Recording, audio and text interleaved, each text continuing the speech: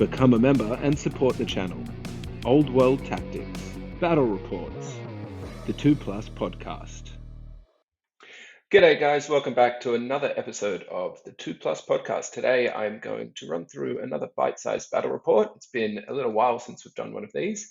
This one was from a recent tournament I was at, a 2,000 point tournament using the Throne of Skulls comp.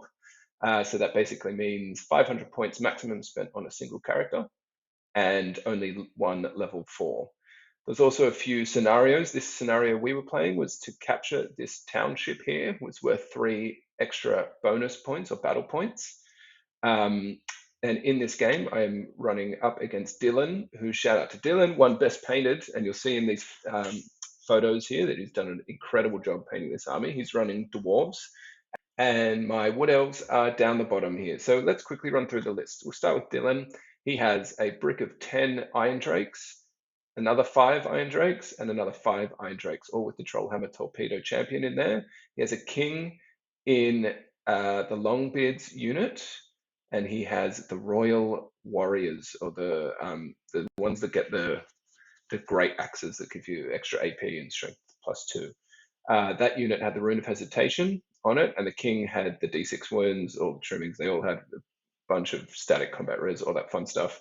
Also had an Anvil up here and 2 Grudge Throwers in the back. I'll put the lists in the description for anyone who wants to look a little bit deeper.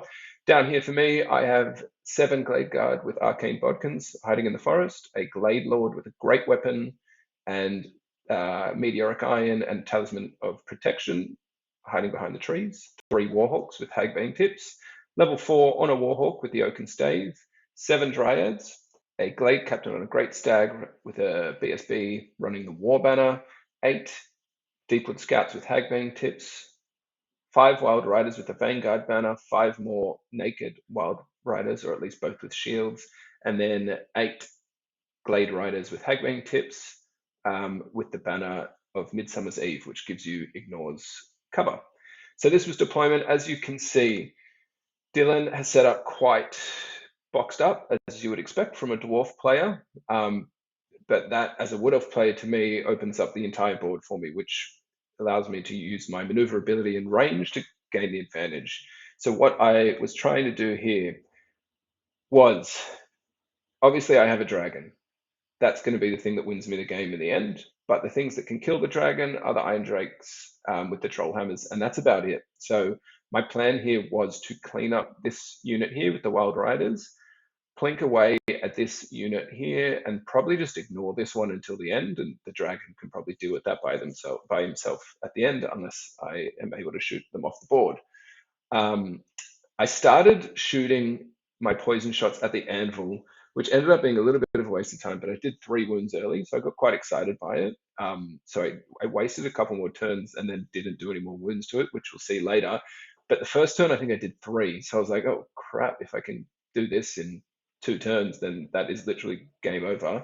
The Oaken Stave here, I was a mistake on my behalf here. I didn't need to push him up. I was trying to set up Plague of Frost, but really I just needed to wait for these guys to move out and then get a bit more aggressive later in the game.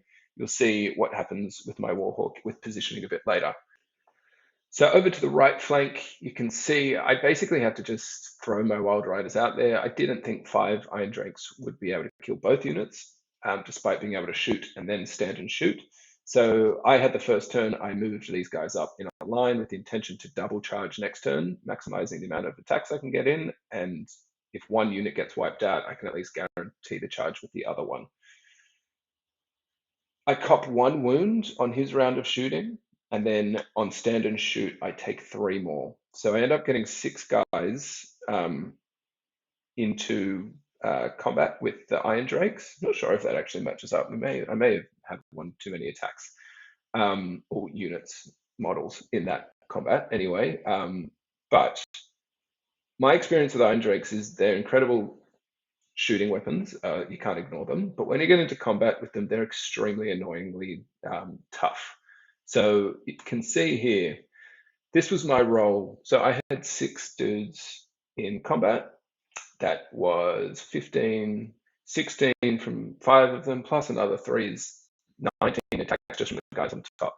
this was my to wound roll, trying to wound on 3s against the 5 Iron Drakes.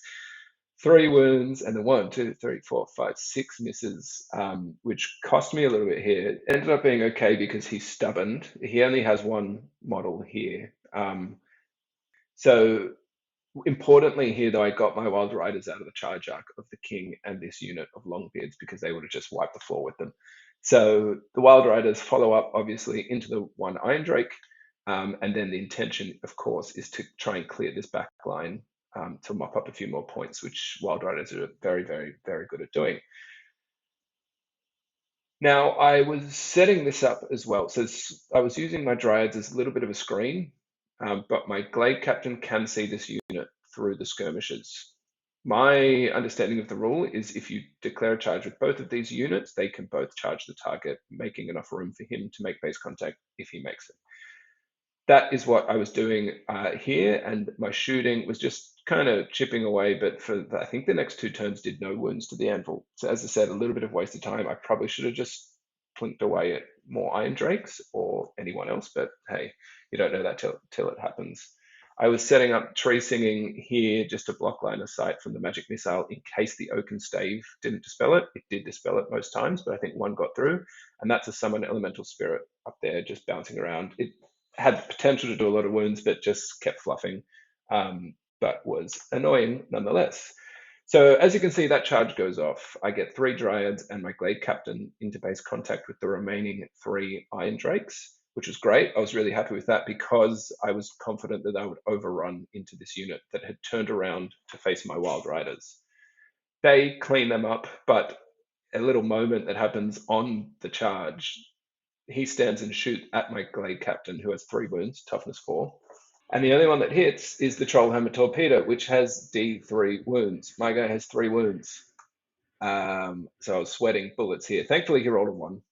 As you can see, my Glade Captain survives with 2 wounds, but that could have been an absolute disaster, as this was a clear win for me if I got into combat. But Trollhammer Torpedoes are just full on. Like, you can't ignore them. The power is huge. They're basically a dwarf cannon carried by a guy. So can't ignore them at all. As you can see here, and just check out Dylan's army, man. It looks so cool. Look at these dwarves.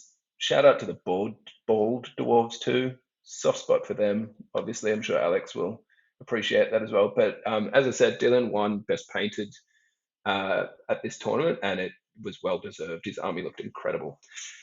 So my Glade Captain overruns into the flank there, Dryads into the rear, and right now I'm laughing. I'm thinking everything's fantastic, but a lot unfolds there, but we'll get back to that in a moment. So that is my moment now, and for those of you that saw the tactics video I put out last week, you may have already seen this, but because I cleaned up 2 units of Iron Drakes with Trollhammers in there, my dragon then has the freedom to do what he wants. 9 wounds, toughness 6. He can cop around to shooting, no problem.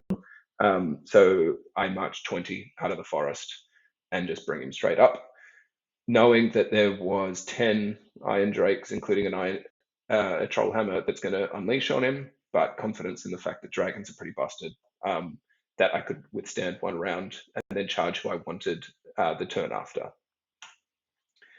So you might notice now my Glade Captain's gone. We'll get to the tier list at the end of this video, but a lot of people really rave about the Glade Captain. I have had a really bad experience with him almost every game. 1 game he's done all right, but toughness 4, 3 wounds, even with the 2-up save, it's just not enough. He impact hit, missed. 4 great weapon attacks with the Helm of the Hunt, all missed. Great Stag misses 2 attacks. Dylan then moves his BSB into base contact. Probably should have happened before, but whatever. Like, everyone, including me, makes a lot of mistakes, and I didn't pick up on it then, so whatever. His BSB gets into base contact with my Great Stag, 2 attacks on him, hits, wounds, no armor saves, kills the Great Stag. So I go from having flank, a BSB, War Banner, and rear, static combat res, into losing those 3 in the flank with the War Banner and BSB, and just having my crappy Dryads in the rear, who are only there really to give 2 static combat res. So they lose that combat with that. I think the Dryads, of all things, do a wound. but they stubborn and bounce through my dragon. This gives Dylan the opportunity to turn his guys around, knowing that I'm going to charge something next turn. May as well not get charged in the rear. And if I do charge this Anvil, then he has a bit of protection here. As you can see, he kind of faces them up just in case I don't kill the Anvil in one go. He can then flank charge. You can see my Wild Riders who overran off the board are now back on and have the artillery in their sights. And my poison shooting down here is just being annoying and unkillable because of the range advantage and biding their time, basically. At the same time, I was putting these templates down because his big unit with the king in it, who I was never going to kill at all, ever, I was hoping to never engage with it, was the thing that could capture the objective for him. But that many dangerous terrain tests could do enough damage to make him think twice about it. So I was just kind of leaving them there to annoy Dylan. These guys over here, not doing much at all. Warhawk Riders, I love the idea of them. Three shots is just not enough. I have had a lot more success with them as like a flanking unit. I think they're unkillable in the right matchup. But shooting, they're not really going to put much out. So next time I play with them, I'm going to use them as more of a flanking force and just don't even bother about shooting, to be honest. So the dragon charges the Anvil here. I was pretty confident I could do the 4 wounds in one round with the Glade Lord's attacks, 6 dragon attacks, and stomps. This was his saves, needed 6s against my dragon's attacks. So I was getting a bit stressed here, but managed to kill the Anvil in one turn. And as you can see, sets up an overrun into the grudge thrower here. And gets him out of the charge arc of the dwarves for next turn. So at this point, I was very confident the Anvil, once it was gone, I always knew it was going to be the turning point in the game for points wise and just control wise. I end up killing that other grudge thrower, overrunning into the next one. So the dragon and the wild riders turn around. At this point, the dragon engages with the royal warriors or royal clansmen. I forget what they're called, but check the list.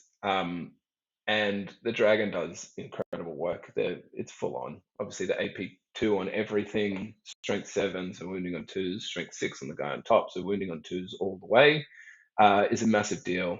I think I killed 5 or 6 of the warriors there. And then the next turn, the wild riders are able to charge in as well and mop them up. You can see down here, there's one poor little Iron Drake left. Plague of Rust and Poison Shooting just absolutely annihilated that unit. Once I got into his backlines, I was able to be a lot more aggressive with the Warhawk. And that combo of -2 AP plus Poison Shooting is just incredible against armies like Dwarves, Empire, all that kind of thing. It's just so effective. This is essentially how the board finished. I didn't get the final shot, unfortunately. Sorry, that Dryad's off the board, got wiped out. But my guys hang in here. I end up killing that last Iron Drake to get that whole unit.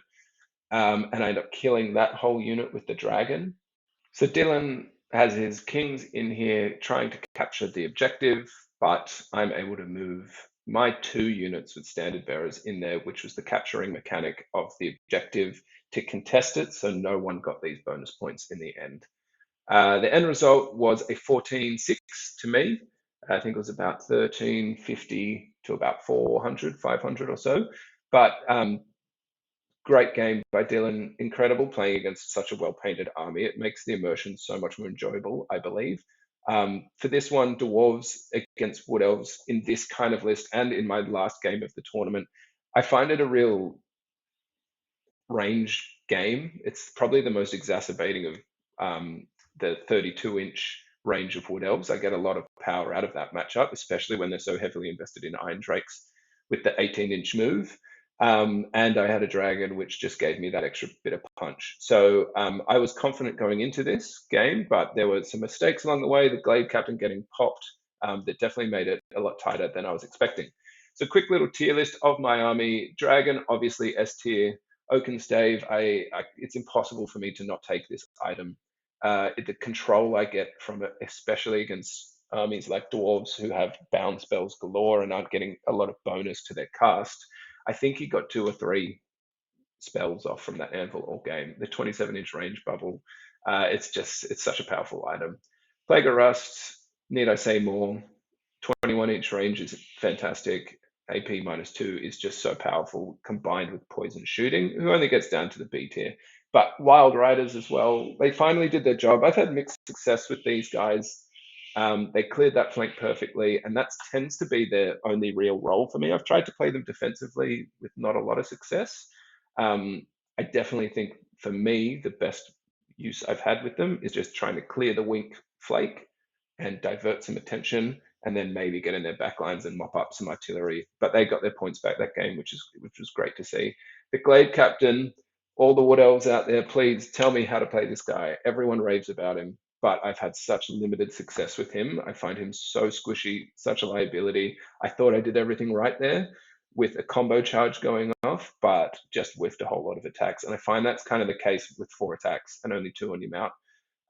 Regardless, a win, so happy for me. Thank you to Dylan, and thank you to everyone else who's watching this. A reminder, we've set up a Patreon and YouTube membership, so if you'd like to help support the channel, please jump in there and subscribe for us. If not, like, comment, subscribe, all the usual fun stuff. Really goes a long way. We will see you for the next 2+ bite-sized battle report. See you later.